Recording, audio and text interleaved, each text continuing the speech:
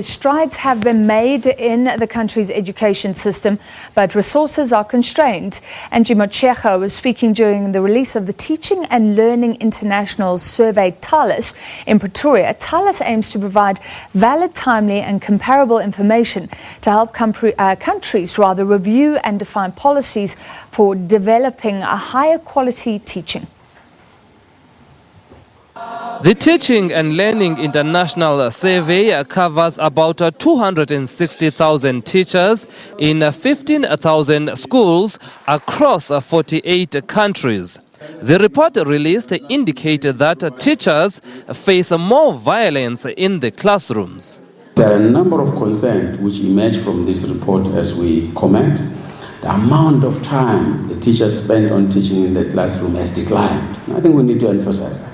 And note it as we deal with the pointers and the policies that we're going to be changing. Why is it that the time the teachers spend in the classroom is declining? One, because of administrative burdens, and two, because of keeping order. We think that the priority should be given to investing in school buildings and facilities, as well as in quality learning materials.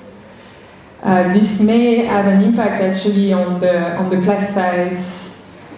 So we think that it's probably the number one investment to do. Lack of resources also put a lot of strain in the system. Your economic base as a country is not strong enough. We have huge backlogs around infrastructure. I mean, in this age and time, we're still talking about toilets. People are talking about fourth industrial revolution. So there's lots of catch-up that we have to do. So we're already resource-constrained as a sector. South Africa participated for the first time last year as the only African country, and over 2,000 teachers completed the survey. So for more on this, we speak to education policy analyst Sara Black. A very good evening to you, Ms. Black joins us on Skype.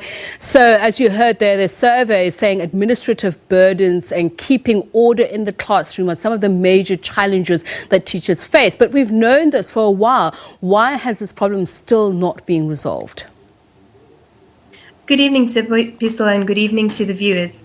I think that we need to not take too short a view on how long these problems are going to take to resolve under the types of resource constraints that Minister Motshekga mentions.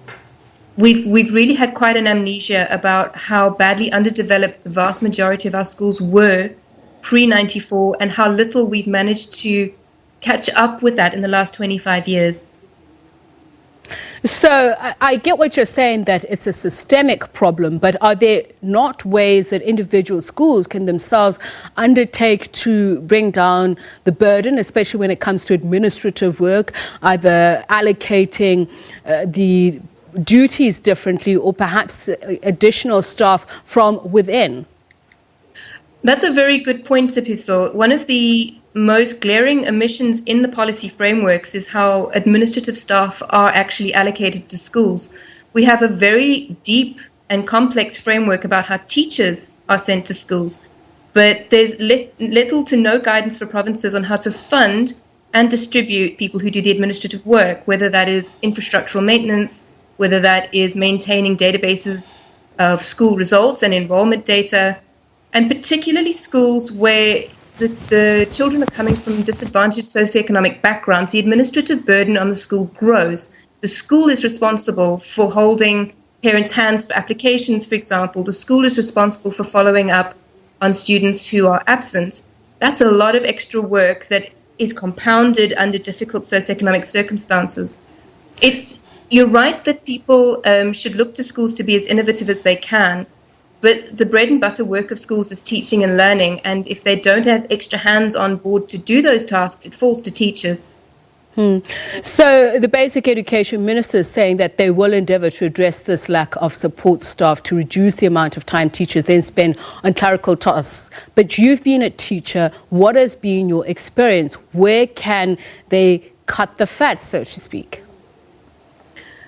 It's a very difficult double bind we find ourselves in.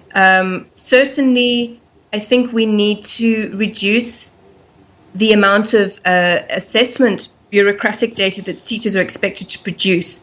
We have an awful amount of paperwork that is every term we have to produce thick teacher files showing all this evidence about what we're doing to help our children. And often that evidence is not particularly useful to us. It's being used by the levels of the department above us as teachers to monitor and evaluate us. As a teacher, as you asked about my own personal experience, that's a very frustrating thing as a practitioner when you want to spend your time helping the child who needs your support in the classroom, but you're being taken away by bureaucratic red tape instead. So I think that we could maybe learn how to trust our teachers a little bit more and monitor and really kind of have these close measuring sticks on them a little bit less. Having said that, that can be a very difficult sell in an environment where we are seeing the types of assessment results that we're seeing. You have been running UCT's program for newly qualified teachers. Are the skills that we currently have commensurate with the needs, the outputs that we have objectives to put out there? Again, a lovely question. I think that we are not able in at least the short postgraduate certificates that we give to graduates to qualify as teachers with a one-year conversion course. We're not preparing our children and our teachers who are going into schools for the challenges they face. What the TALIS report does is it outlines all the different types of challenges that teachers face, but it doesn't really give us a textured idea about how they interact together, the way that violence interacts with administrative burden, interacts with children who are not speaking the language of the curriculum. That's what our newly qualified teachers struggle with most. It's not any particular one aspect that they lack the skills for, but they really struggle to handle the complexity of it. And surely South Africa has unique challenges compared to the other OECD countries, especially given the fact that we've moved on in terms of the fourth industrial revolution. But are we generally on par with teaching and learning with those countries? I don't think, honestly, one could say that we are on par per se, but I want to really caveat that with the fact that our teachers do remarkable things under the circumstances that they're expected to work under. So one can never decontextualize those types of comparisons. But no, we know there are challenges in the system about the way that teachers approach different diversities in the classroom. Of course, that becomes harder when you have 50 kids. We know from some of the research by, for example, Eric Scalar, that we have in most grades in most schools, children who have a learning range across 2 or 3 grades of material, children who are spread over 3 or 4 years of age, that's in one class. The types of OECD countries we're being compared with don't face those challenges.